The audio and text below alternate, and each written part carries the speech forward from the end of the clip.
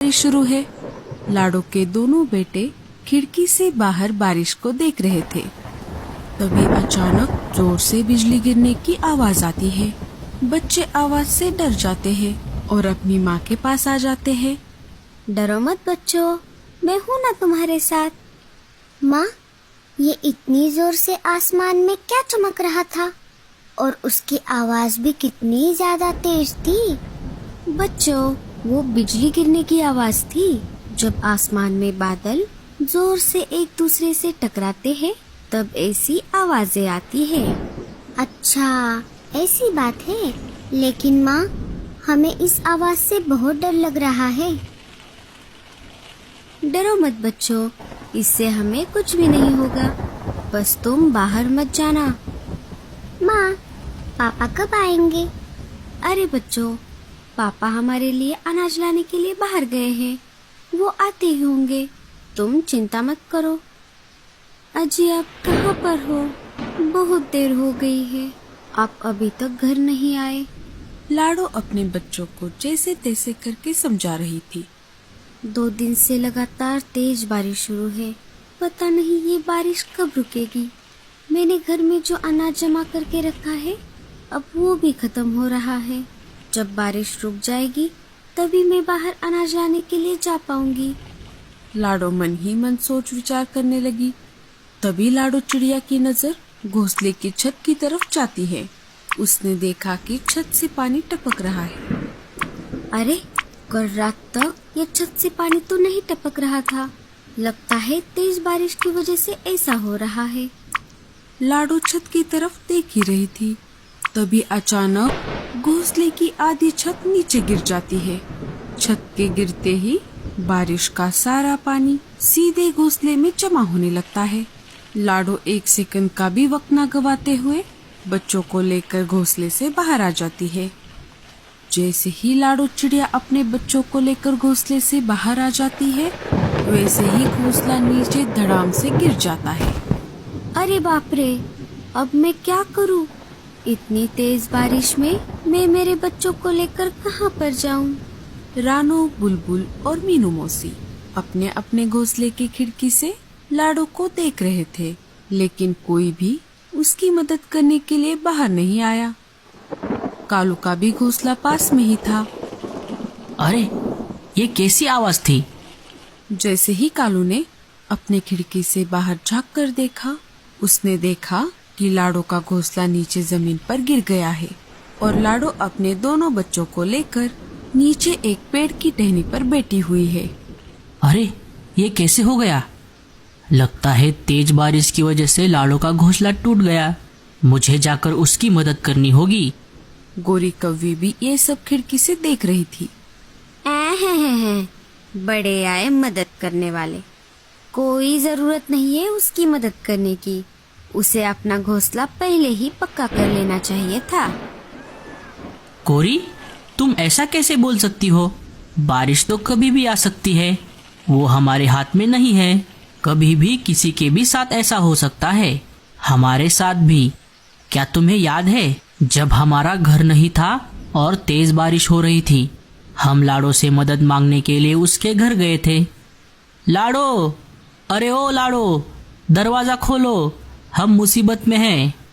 कौन है? अरे मैं हूँ, कालू। अरे कालू भैया, आप यहाँ पर कैसे? लाडो, बाहर बहुत तेज बारिश हो रही है। हमारे घोंसले में बहुत पानी आ रहा है। क्या तुम बारिश रुकने तक हमें तुम्हारे घर में पनाह दोगी? हाँ कालू भैया, अंदर आइए।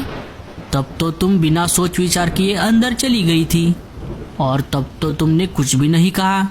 आज जब हमें उसकी मदद करने का मौका मिल रहा है तो तुम मुझे मना कर रही हो। हटो, मुझे जाने दो। हाँ, मेरी तो कोई सुनता भी नहीं। उसे अंदर लेकर इस घर को भी आप गिरा दोगे। कालू बाहर जाने के लिए घोंसले का दरवाजा खोलने लगता है, लेकिन दरवाजा नहीं खुलता। अरे, ये दरवाजा क्यों नहीं खुल रहा? शायद बारिश के कारण ये फूलकर जाम हो गया है। अब मेरा मुंह क्या देख रही हो? दरवाजा खोलने में मेरी मदद करो। ओए माँ, मर गई रे। मेरे हाथ पैर तो बहुत दर्द कर रहे हैं। मैं तो चली सोने। डुग्गू बेटा, आओ मेरे पास। आज तुम अपने माँ के पास सोओगे, पापा के पास नहीं सोओगे। हाँ मम्मी, मैं तुम्हारे पास ही सोऊंगा। गौरी, तुम मेरी मदद ना करके ठीक नहीं कर रही। अरे लाडो, ये कैसे हो गया? तुम सब ठीक तो हो ना? क्या बताऊं बल्लू जी, हमने इतना अच्छा और पक्का घोंसला बनाया था, लेकिन पता नहीं ये कैसे टूट गया। जब घोंसले की आधी छत गिर गई, तभी मैं बच्चों को लेकर बाहर आ गई और थोड़ी ही देर में पूरा घोंसला नीचे गिर गया। तुम चिंता मत करो लाडो, अब मैं आ गया हूँ ना। बारिश रुकने तक हम किसी से मदद मांग लेते हैं। लाडो और उसका परिवार मदद मांगने के लिए पहले बुलबुल चिड़िया के घोंसले के बाहर आ जाते हैं। लाडो घर का दरवाजा खटखटाती है। बुलबुल, अरे ओ बुलबुल, जल्दी से दरवाजा खोलो। बुलबुल चिड़िया जानबूझकर बिना घोंसले का दरवाजा खोलते हुए खिड़की से ही लाडो से बात करती है। क्या है लाडो? लाडो सारी बातें बुलबुल को बता देती है।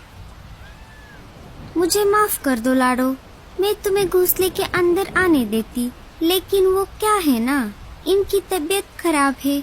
अगर मैंने तुम सबको अंदर ले लिया तो इनकी बीमारी तुम सबको लग जाएगी। इसीलिए तुम कोई और घर देख लो। तुम एक काम क्यों नहीं करती? तुम रानो चिड़िया के घर चली जाओ, वो तुम्हारी जरूर मदद करेगी। ठीक है। लाडो और उसका परिवार वहाँ से निकलकर रानो के घोंसले के पास आ जाते हैं। रानो भी बीमारी का झूठा बहाना बनाकर लाडो को मीनू मौसी के यहाँ पर जाने के लिए कहती है। बेचारा लाडो का परिवार बारिश में भीगते हुए मीनू मौसी के घोंसले के पास आ जाते हैं। लाडो दरवाजा खटखटाती है, लेकिन मीनू मौसी सुनकर भी अनसुना कर देती है। लाडो बहुत देर तक दरवाजा खटखटाती रही, लेकिन मीनू मौसी ने दरवाजा नहीं खोला। लगता है मौसी सो रही है, उन्हें हमारी आवाज नहीं आ रही। लाडो परेशान हो जाती है। अब हमारी आखिरी उम्मीद कालू भैया है। चलो बच्चों, हम उनके पास चलते हैं। बड़े आए मेरे घर में रहने वाले। अगर मैंने इनको रहने के लिए जगह दे दी तो बारिश रुकने तक और खुद का घोंसला तैयार होने तक ये यहाँ से नहीं हिलेंगे, और ये दो बदमाश बच्चे मेरा पूरा घर खराब कर देंगे। अच्छा हुआ मैंने दरवाजा नहीं खोला। सारे वहाँ से निकलकर कालू के घर के पास आ जाते हैं। कालू जी, जल्दी से दरवाजा खोलिए, हम सब मुसीबत में हैं। अरे बल्लू जी, मैं बहुत देर से दरवाजा खोलने की कोशिश कर रहा हूँ, लेकिन ये नहीं खुल रहा। बारिश की वजह से ये फूल गया है। सोनू मोनू, तुम चिंता मत करो, मैं और पापा है ना तुम्हारे साथ। तुम दोनों एक काम करो, मेरे पंखों के नीचे आ जाओ।